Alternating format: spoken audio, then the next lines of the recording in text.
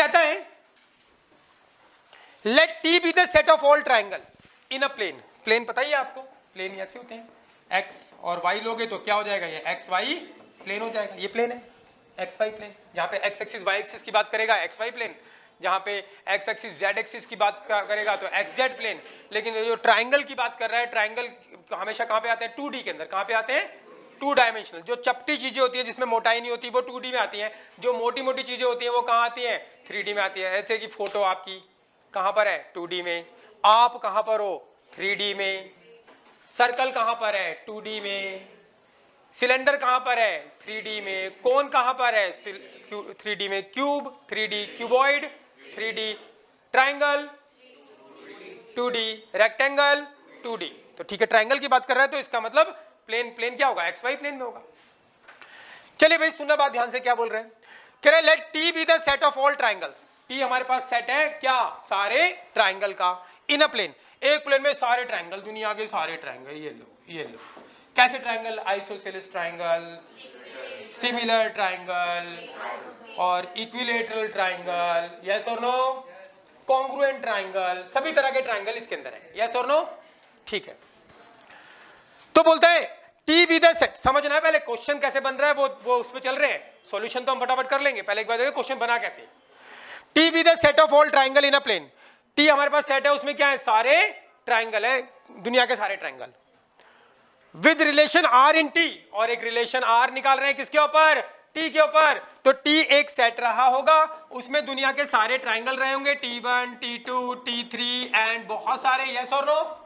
और are relation किस पे है, इन टी। तो यानी टी का उसने टी के साथ क्या किया होगा, Cartesian product. T1, T2, T3 का कार्टेशियन प्रोडक्ट किसके साथ, T1, T2, T3 के साथ ही। तो बहुत सारे टी के जोड़े आए होंगे, ट्राइंगल ट्राइंगल के जोड़े। क्या आएगा पहले, T1 T1, फिर क्या आएगा बोलो, T1 T2, फिर क्या आएगा बोलो, T1 T3, अरे हाँ या ना।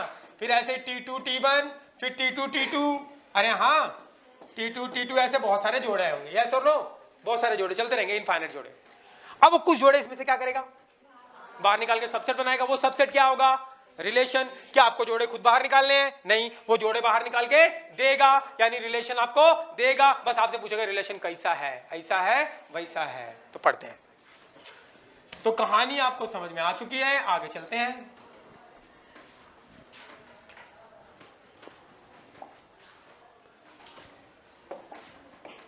ठीक है भाई, क्वेश्चन है हमारे पास,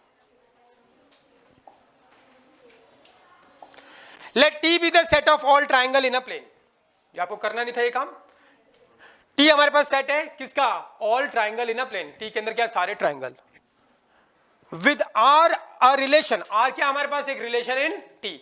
जैसे इतना बोलेगा ना, आर रिलेशन है टी में, और टी क्या है, सारे ट्राइंगल का, तो आपकी ये बात समझ में आ जानी चाहिए। टी में सारे ट्राइंगल है, T1 T2 T3, और आर रिलेशन है, तो उसने रिलेशन किस पे है, इन टी। तो उसने टी, यानी इन टी का मतलब T2 T, तो उसने टी का टी के साथ क्या किया होगा, कार्टेशियन प्रोडक्ट। बहुत सारे ट्राइंगल, ट्राइंगल के क्या होंगे, जोड़े। कुछ जोड़े उसने बाहर निकाल के सबसेट बनाया होगा, और वो सबसेट क्या होगा, रिलेशन। कौन से जोड़े बाहर निकाल के सबसेट यानी रिलेशन बनाया, वो दे रखा है। R relation in T, R एक रिलेशन है टी पर, गिवन बाय, रिलेशन दे रखा है ना, गिवन बाय। उसने कौन से जोड़े बाहर निकाले, T1 T2। T1 T2 का मतलब कि कोई भी ए बी लिख सकता है, नाम ए और बी लिख सकता है, एक्स वाई लिख सकता है। तो एक्स क्या होगा, ट्राइंगल होगा, और वाई भी क्या होगा, ट्राइंगल। उसने सारे ट्राइंगल का नाम क्या रख दिया, T1 एंड T2। पहले वाले का T1, और दूसरे ट्राइंगल जो निकाला उसने उसका नाम क्या रख दिया, T2। अरे हाँ या ना, ऐसा नहीं कि T1 पहला और दूसरा ये बस खाली। इसके अंदर क्या है, सारे ट्राइंगल के जोड़े। जो पहला निकाल रहा है उसका नाम प्यार से वो T1 बोल रहा है, दूसरे वाले का T2। मान लो उसने T3 T4 निकाला, तो T3 को क्या बोल दिया, ये पहला वाला T1 है, दूसरे वाला क्या है, T2, यानी सारे ट्राइंगल के जोड़े। सुनना बात ध्यान से। तो उसने ट्राइंगल के जोड़े बाहर निकाले, वो वाले ट्राइंगल के जोड़े बाहर निकाले T1 T2, कि T1 is congruent to T2, कि T1 T2 का क्या है, कॉन्ग्रुएंट। कॉन्ग्रुएंट को हिंदी में बोलते हैं सर्वांगसम। सर्वांगसम का मतलब होता है दो ट्राइंगल सर्वांगसम मतलब कॉन्ग्रुएंट होते हैं अगर उनकी साइड्स भी इक्वल हो और एंगल भी इक्वल हो। मतलब एक के ऊपर एक रखें तो छुप जाए, ये भी छुप जाए और ये भी छुप जाए। अरे बचपन में ऐसे सीखा है ना, जिनकी साइड्स भी इक्वल और एंगल भी इक्वल, उनको क्या बोलते हैं, कॉन्ग्रुएंट। हिंदी में क्या बोलते हैं, सर्वांगसम। क्लियर है भाई। और इसका एक तो सिंबल भी होता है, ऐसा ऐसा और ऐसा, ऐसा सिंबल होता है इसका। इसको क्या बोलते हैं, कॉन्ग्रुएंट। चाहे तो सिंबल भी यूज कर सकते हैं, लेकिन अब कॉन्ग्रुएंट लिखा है तो मैं कॉन्ग्रुएंट ही लिखा करूंगा, क्योंकि जो डेफिनेशन में लिखा होता है उस डेफिनेशन के साथ छेड़छाड़ नहीं करते। डेफिनेशन का छेड़छाड़ करते हैं तो मीनिंग बदल जाता है। अरे हाँ या ना, पढ़ रखे ना इकोनॉमिक्स में डेफिनेशन, अन्य बातें समान रहने पर। हाँ, तो समान ही रखनी है। तो क्वेश्चन समझ में आ गया भाई, क्या समझ में आ गया? ठीक है, सेट है किसका, सारे ट्रायंगल का इन अ प्लेन, और रिलेशन आर किस पे निकाल रहा है, इन टी पर। तो टी का साथ क्या किया होगा, बहुत सारे क्या होंगे, टी के जोड़े, कुछ जोड़े बाहर निकालेगा, सबसेट बनाएगा, सबसेट क्या होगा, रिलेशन। क्या जोड़े खुद आपको बाहर निकालने हैं, नहीं, जोड़े बाहर निकाल के दे रखे हैं उसने, वो वाले जोड़े बाहर निकाले हैं, पहला ट्रायंगल दूसरा ट्रायंगल, वो वाले कि पहले वाला दूसरे वाले का क्या हो, कॉन्ग्रुएंट। क्लियर है, T1 congruent to T2। Clear है भाई, ये वाले जोड़े बाहर निकाल लिए। बोलते show that R is an equivalence relation. आपको क्या शो करना, आर कैसा रिलेशन है, इक्विवेलेंस। तो हमें पता है कोई भी रिलेशन इक्विवेलेंस रिलेशन होता है अगर वो तीन कंडीशन को सेटिस्फाई कर जाए। कौन कौन सी तीन condition, reflexivity, symmetricity and transit. अब मैं तीन कंडीशन यहाँ पे सिंप्लीफाई करूंगा, सेटिस्फाई करूंगा। अगर तीनों कंडीशन सेटिस्फाई कर गई तो इसका मतलब एक ऐसा रिलेशन होगा, इक्विवेलेंस रिलेशन। अब बिल्कुल ध्यान से बैठ जाना, लिखना नहीं। सबसे पहले मैं 2 शो कर रहा हूं, R इज रिफ्लेक्स, 2 शो कर रहा हूं रिफ्लेक्सिविटी, सीधा लिखूंगा रिफ्लेक्सिविटी। ठीक है भाई, रिफ्लेक्सिविटी शो करनी है, इसका मतलब इसकी डेफिनेशन शो करनी है भाई। ध्यान दो, तरीका सीखना कैसे करना है।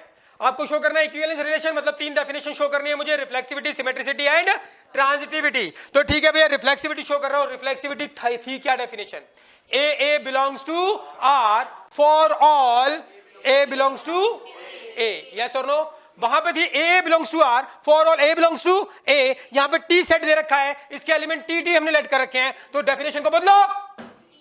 क्या लिख सकते हो, T1 belongs to R for all T1 belongs to कहां पर, T में। अरे हाँ या ना, नहीं आई बात समझ में। आपकी मर्जी T1 यूज करो, आपकी मर्जी XY यूज कर सकते हो, या XX बिलोंग्स टू कहां पर, R में, for all X belongs to कहां पर, T में। अगर X T में बिलोंग करता है तो X से क्या होगा, ट्रायंगल होगा। नहीं आई बात समझ में। लेकिन जो जिस फॉर्म में लिखा होता है हम कोशिश करते हैं उसी फॉर्म में, लेकिन मैथमेटिक्स है, फर्क नहीं पड़ता। आपकी मर्जी हाथी बकरी मान लो तो भी गलत नहीं है। मुझे आज मैं 3rd ईयर में था तो एक क्वेश्चन आ गई थी, थ्योरम आ गई थी बदल के, और मेरे को वो आती थी थ्योरम, लेकिन उसने अलग अलग सिंबल देके कर ली थी, और मैं से हो नहीं रही थी, क्योंकि मैंने तो सिंबल किए थे T1 T2 की फॉर्म में। अब मैं क्या करूं, तो जहां पे उसने हाथी बकरी लिखा था तो मैंने उसको एक को नाम रख दिया T1 और एक को नाम रख दिया T2। मैंने क्वेश्चन ही अपना T1 T2 की फॉर्म में बना के और पूरा कर दिया, और नंबर भी मुझे पूरे मिले। तो मतलब कहने का मतलब क्या है, सिंबल से फर्क नहीं पड़ता। तो ठीक है भाई, तो हमें शो करने रिफ्लेक्सिविटी। पहले तो बेसिक डेफिनेशन याद होनी चाहिए, क्या होती है, A belongs to R for all A belongs to A था वहां पर, यहां पर क्या है T।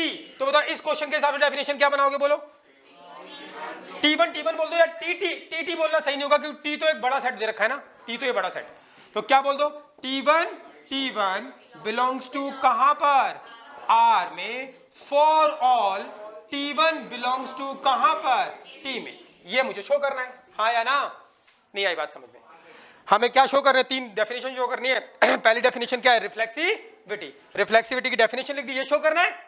अरे हाँ या ना, ये रिफ्लेक्सिविटी शो करनी है, मतलब ये शो करना है T1 belongs to R for all T1 belongs to कहां पर, वहां पे A था, यहां पर कौन सा सेट है, T पे डिफाइंड है ना, तो T में लिख दी डेफिनेशन। अब मुझे ये शो करना है। अब बच्चों आ जाओ अपने की फैक्ट पे, मुझे ये शो करना है। 2 शो में बच्चों आपको क्या दिखाई दे रहा है, फॉर ऑल। क्या दिखाई दे रहा है, और मैंने आपको बताया था 2 शो में कभी भी क्या आ जाए, फॉर ऑल, तो ये क्या होता है, गिवन। क्या होता है, गिवन। तो मुझे ये कंडीशन शो करनी है, 2 शो में कभी भी क्या आ जाए, फॉर ऑल, तो वो गिवन होता है। सबसे पहले आप इसको लिखोगे, let T1 belongs to T be given. ये हमारे पास क्या है, गिवन। क्लियर है। और जो रिफ्लेक्सिविटी है वो हमेशा, रिफ्लेक्सिविटी हमेशा यूनिवर्सल फैक्ट से आती है। किससे आती है, बाद में मैं, आप थोड़े बड़े जाओगे, मैं आपको चीटिंग करना सिखाऊंगा कि रिफ्लेक्सिविटी आपकी कभी भी गलत नहीं होगी, लेकिन अभी हम यूनिवर्सल फैक्ट से करेंगे। ठीक है, T1 बिलोंग करता है कहां पे, T में, बिग गिवन, ये दे रखा है, T1 दे रखा है। अच्छा बताओ क्या मैं लिख सकता हूं, वी नो दैट, हमको मालूम है, हमको मालूम है। क्या मालूम है भाई,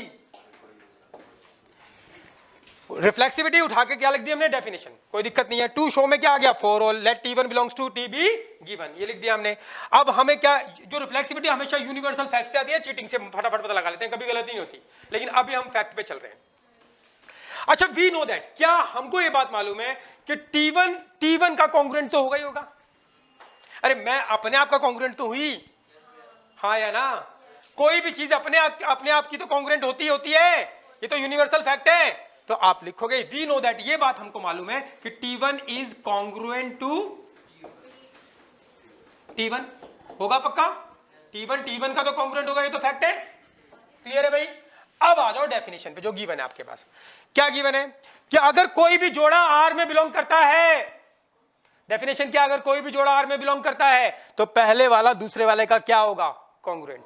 अगर T1 T2 बिलोंग करता है R में तो पहले वाला दूसरे वाले का क्या है, कॉन्ग्रुएंट। और अगर पहले वाला T1 is congruent to T2 है, T1 is congruent to T2 है, तो इससे जोड़ा क्या बनेगा, T1 T2, वो कहां बिलोंग करेगा, R में, हाँ या ना। सुन लो बात ध्यान से, डेफिनेशन बोल रही है कि इस R के अंदर कौन से जोड़े बिलोंग करते हैं, वो वाले जोड़े हमने बाहर निकाले जो पहले वाला दूसरे वाले का क्या है, कॉन्ग्रुएंट। यानी कि अगर पहले वाला दूसरे वाले का, अगर T1 T2 बिलोंग करता है R में, तो इसका मतलब क्या होगा, पहले वाला दूसरे वाले का क्या है, कॉन्ग्रुएंट। क्योंकि R में हमने कौन से जोड़े बाहर निकाले हैं कि पहले वाला दूसरे वाले का क्या है, कॉन्ग्रुएंट। अरे हाँ या ना, R के अंदर कौन से जोड़े बाहर निकले, वो वाले जोड़े जो कॉन्ग्रुएंट है। तो अगर मैं बोलता हूं T1 T2 बिलोंग करता है R में, तो इसका मतलब T1 कॉन्ग्रुएंट है किसके, T2 के। तो अगर R में कोई जोड़ा बिलोंग करता है तो पहले वाला दूसरे वाले का कॉन्ग्रुएंट है, और अगर पहले वाला दूसरे वाले का कॉन्ग्रुएंट है तो वो जोड़ा कहां बिलोंग करेगा, R में, हाँ या ना। डेफिनेशन तो ऐसे भी है, बिलोंग करता है तो ये होगा पहले वाला दूसरे वाले का कॉन्ग्रुएंट, और पहला दूसरे वाले का कॉन्ग्रुएंट है तो जोड़ा बनेगा क्या, T1 is congruent to T2, तो जोड़ा क्या बना, T1 T2, और वो कहां है, R के अंदर, यस और नो। तो अब देखो, by the definition of R, किसकी डेफिनेशन से, R की डेफिनेशन से। R की डेफिनेशन बोलती है कि अगर T1 is congruent to T2 है, T1 is congruent to T2, तो जोड़ा बना क्या, T1 T2, कहां बिलोंग करता है, R में, यस और नो। तो अगर T1 is congruent to T1 है, अगर T1 is congruent to T2 है, तो जोड़ा बन रहा है T1 T2 बिलोंग करता है R में। अगर T1 is congruent to T1 है तो जोड़ा बनेगा क्या, T1 T1, और वो कहां बिलोंग करेगा, R में। कैसे प्रूव किया हमने, by the definition of R। क्या शो करना था हमें, T1 बिलोंग्स टू कहां पर, R में, हाँ या ना। बात समझ में आ रही है। पहला क्वेश्चन अगर आपने ढंग से सीख लिया तो पूरी एक्सरसाइज के अंदर यही चलने वाला है, बिल्कुल सेम टू सेम कहानी। क्लियर है, तरीका सीखना है। रिफ्लेक्सिविटी की उठा के डेफिनेशन लिख दी, और टू शो में क्या आ गया, for all let this is to be given. Reflexivity हमेशा यूनिवर्सल फैक्ट से आती है, बाद में चीटिंग करना सिखाऊंगा। चीटिंग ऐसी कि कभी गलत नहीं होगा, बस उठा के लिख दो। तो टू शो में फॉर ऑल आया, let this is to be given, फिर लिखोगे यूनिवर्सल फैक्ट। क्या, मुझे T1 बिलोंग्स टू R दिखाना है, तो मुझे पता है कि T1 तो T1 का कॉन्ग्रुएंट होता है, तो T1 is congruent to T1 होता है। फिर डेफिनेशन पे आओ, T1 is congruent to T2 है, तो जोड़ा क्या बन रहा है, T1 T2, वो कहां बिलोंग करता है, R में। तो अगर हाथी इज कॉन्ग्रुएंट टू हाथी होता तो जोड़ा क्या बनता, हाथी कहां बिलोंग करता, R में। हाथी इज कॉन्ग्रुएंट टू बकरी होता तो जोड़ा क्या बनता, हाथी बकरी, वो कहां बिलोंग करता, R में, क्योंकि R में वो जोड़े बिलोंग करते हैं कि पहला दूसरे का क्या हो, कॉन्ग्रुएंट। ठीक है भाई, तो T1 is congruent to T1 है तो जोड़ा बनेगा T1 कॉन्ग्रुएंट टू T2, तो जोड़ा बना T1 T2, और T1 is congruent to T1 तो जोड़ा बना क्या, T1 T1, और वो कहां बिलोंग करेगा, R में। मतलब अगर बिलोंग करता है तो ये है, और अगर ये है तो बिलोंग करता है। क्लियर है भाई, कहानी क्लियर। ये क्या हो गई, रिफ्लेक्सिविटी। तो ये लिख दिया, उठा के हमने लिख दिया, जोड़ा बना T1 by the definition of R, belong करता है R में। यही तो शो करना था हमें, ये गिवन हो गया, ये मुझे शो करना था, शो कर दिया रिफ्लेक्सिव। लिखना नहीं है, अभी नहीं लिखना भाई। सेकंड देखोगे, बहुत इंपॉर्टेंट, क्या शो करनी है, टू शो सिमेट्रिसिटी। अगर आप डेफिनेशन बोल दोगे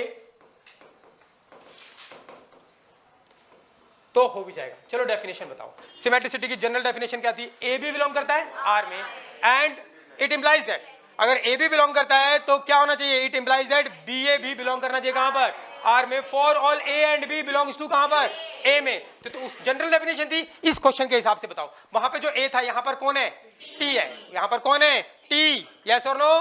तो चलो डेफिनेशन बनाते हैं भाई, बनाओ।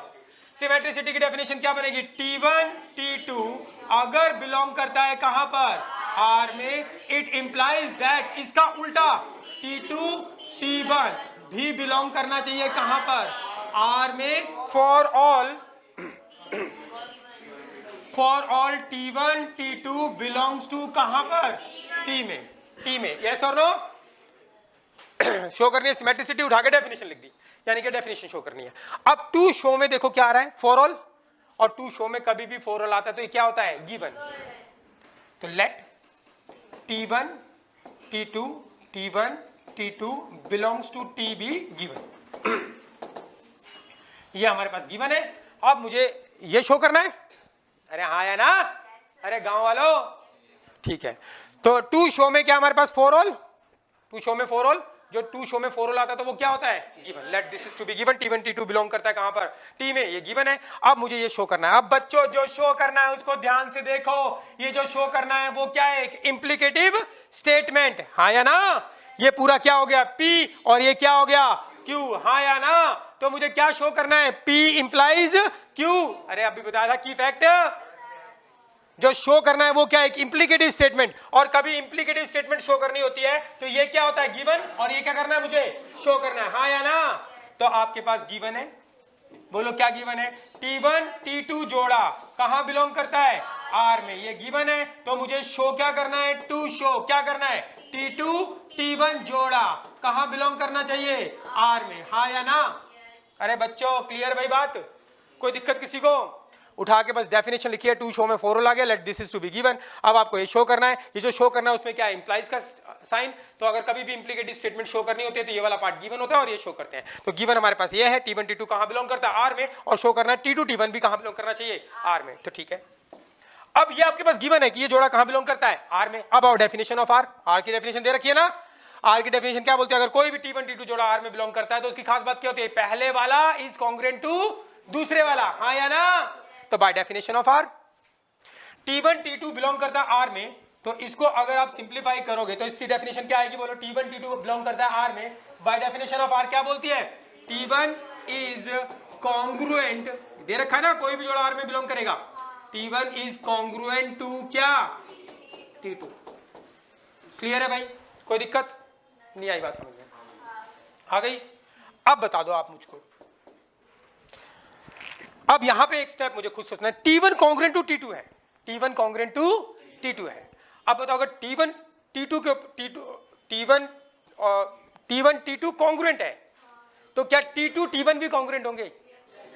अरे कॉन्ग्रुएंट का मतलब अगर ये और ये कॉन्ग्रुएंट है, इसका मतलब साइड बराबर, एंगल बराबर, तो ये कॉन्ग्रुएंट है इस पे, तो ऑटोमेटिकली ये भी तो कॉन्ग्रुएंट होगा। कॉन्ग्रुएंट का मतलब ही क्या होता है, दोनों एक दूसरे के ऊपर पूरा पूरा उसको घेर लेंगे, हाँ या ना? तो अगर T1 is congruent to T2 है तो क्या इस बात से आप ये लिख सकते हो, T2 इज कॉन्ग्रुएंट टू क्या, कॉन्ग्रुएंट टू T1, हाँ या ना? ये हम लिख सकते हैं बिल्कुल, ये हमें पता है, किसी को कोई दिक्कत, T1। तो ये गिवन है हमारे पास, T1 T2 बिलोंग करता है R में, और कोई भी जो डेफिनेशन ऑफ R क्या बोलती है, अगर कोई भी जोड़ा R में बिलोंग करता है तो पहले वाला इज कॉन्ग्रुएंट टू दूसरे वाला। अगर पहले वाला कॉन्ग्रुएंट टू दूसरे वाला है तो हमें एक फैक्ट पता है कि T2 भी कॉन्ग्रुएंट होगा किसके, T1 के, होगा पक्का। दो कॉन्ग्रुएंट है, पहला दूसरे पे तो दूसरा ऑटोमेटिकली पहले पे कॉन्ग्रुएंट, इसको लिखा जा सकता है क्या, T2 is congruent to T1। अब बताओ डेफिनेशन पे आओ दोबारा, अगर T1 is congruent to T2 है तो जोड़ा क्या बनता है, T1 is congruent to T2 है तो जोड़ा बना क्या, T1 आगे, पहला पहला, दूसरा दूसरा। T1 is congruent to T2 है तो जोड़ा क्या बना, T1 T2, वो कहां बिलोंग करता है, R में। अगर T1 is congruent to T2 है तो जोड़ा बन रहा है T1 T2, वो R में बिलोंग करता है। हाथी इज कॉन्ग्रुएंट टू बकरी होता तो जोड़ा क्या बनता, हाथी बकरी, हाथी पहले बकरी बाद में।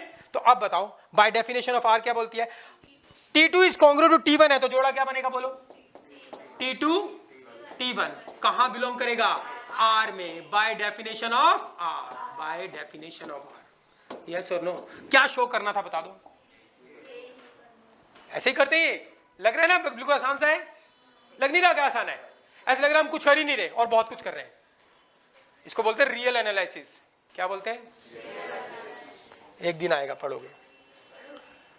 कहानी समझ में आ गई भाई, अरे समझ में आ गई कहानी, मैथमेटिकली करना है इसको, बुक वाले जैसे कहानी लिखनी, अगर आप बुक वाले को पढ़ोगे ना उसकी कहानी तो उसकी कहानी यही बोल रही है, करते ऐसे ही है, क्लियर है? अभी बाकी रह गया, बोलो क्या, अब तुम थोड़ा थोड़ा सीखने लग जाओगे, देखना एक क्वेश्चन करते ही तुम्हारे दिमाग में बैठ जाएंगी सारी चीजें। अब हमें शो करना है थर्ड नंबर पे क्या, ट्रांजिटिविटी। डेफिनेशन आप बोलोगे खुद बना के, ट्रांजिटिविटी डेफिनेशन बोलो, वहां पर जनरल डेफिनेशन क्या थी, ए बी बिलोंग करता है कहां पर, आर में, एंड बी सी बिलोंग करता है कहां पर, आर में, it implies that A C भी बिलोंग करना चाहिए कहां पर, आर में, for all A B C belongs to कहां पर, ए में। ये थे डेफिनेशन। अब यहाँ पे ए और बी क्या होंगे, ट्राइंगल, तो इसको बोल दो T1 T2 और इसको बोल दो क्या T2 T3, हाँ या ना। तो T1 T2 बिलोंग करता है आर में, T2 T3 बिलोंग करता है कहां पर, आर में। तो क्या शो करना है, T1 T3 कहां बिलोंग करना चाहिए, आर में। For all T1 T2 T3 कहां बिलोंग करेगा, टी में, यस और नो। तो इस डेफिनेशन को उस डेफिनेशन में कन्वर्ट कर दिया, ठीक है। अब हम सीधा बना सकते हैं, बड़े हो गए। तो हमें शो करनी है क्या, टू शो ट्रांजिटिविटी। चलो डेफिनेशन बता दो, बोलो डेफिनेशन बोलो। T1 T2 belongs to R and T2 T3 belongs to R. It implies that T1 T3 belongs to कहां पर, R में। for all क्या, T1 T2 T3 belongs to कहां पर, टी में, बिलोंग्स टू टी। क्लियर है भाई। अब ये शो करना है मुझे, अब बता दो शो कैसे करोगे। टू शो में क्या आ गया, फॉर ऑल, ये क्या होगा, गिवन। फिर आपको शो करना है दिस इंप्लाइज दिस, ये क्या है, इंप्लीकेटिव स्टेटमेंट, तो ये क्या होगा, गिवन, और ये हमें शो करना होगा, हाँ या ना। अरे हाँ या ना, तो ठीक है भैया, उठा के सीधा, हम कुछ नहीं कर रहे हैं, दिमाग हमने सब कुछ सीख चुके हैं, बस उसको सिस्टमेटिकली आपको करना आना चाहिए। एक बार सीख गए बस परफेक्ट हो जाओगे, ठीक है भैया। ट्रांजिटिविटी की उठा के डेफिनेशन लिख दी, जनरल डेफिनेशन याद है, उसको T1 T2 की टर्म में बना दिया।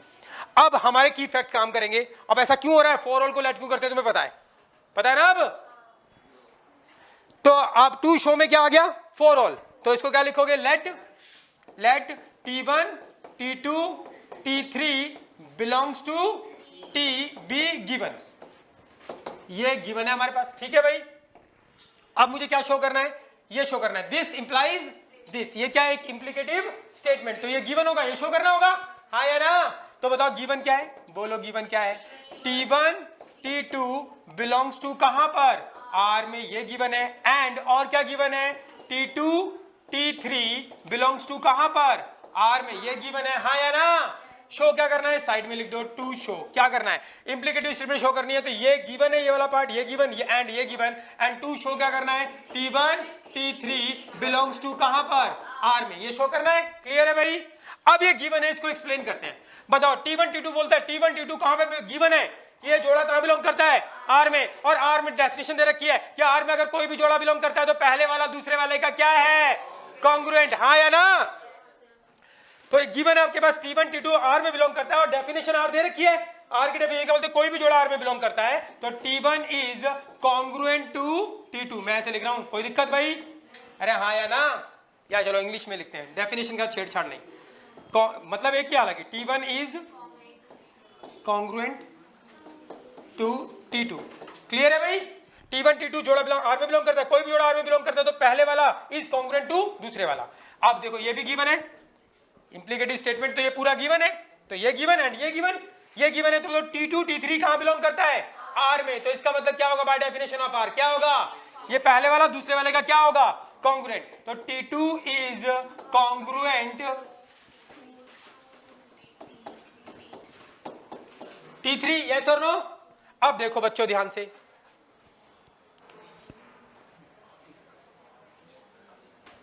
इसको बोलो फर्स्ट, इसको बोलो सेकंड, इसको मिला के कोई रिजल्ट बता सकते हो कि T1 कॉन्ग्रुएंट है T2 के और T2 कॉन्ग्रुएंट है T3 के। तो कुछ समझ में आ रही है बात भाई, T1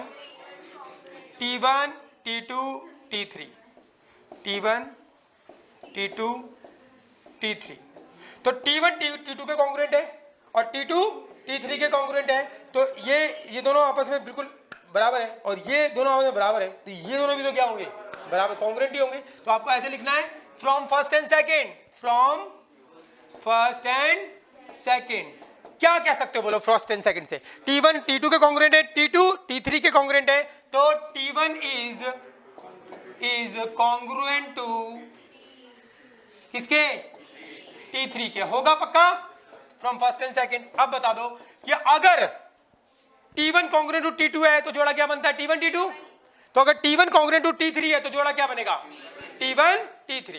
पहला वाला कॉन्ग्रुएंट टू दिस तो जोड़ा बनेगा क्या, T1 T3। कहां बिलोंग करेगा, R में। अगर पहले वाला कॉन्ग्रुएंट टू दूसरे वाला है तो पहला दूसरा जोड़ा कहां बिलोंग करता है, R में, by definition of R, by definition of R।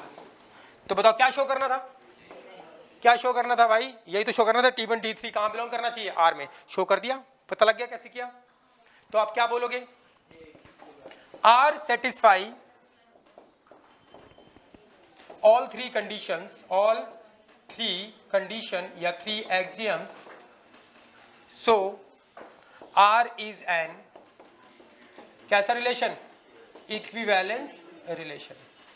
बस अगर आपको ये एक क्वेश्चन अच्छे से समझ में आ गया, आपने एक बार घर पे कर लिया, तो आपको इस पूरी एक्सरसाइज में दिक्कत नहीं होगी, क्योंकि इस पूरे क्वेश्चन में यही रिपीट होने वाला है, पूरी एक्सरसाइज में सेम रिपीट होगा। लिखो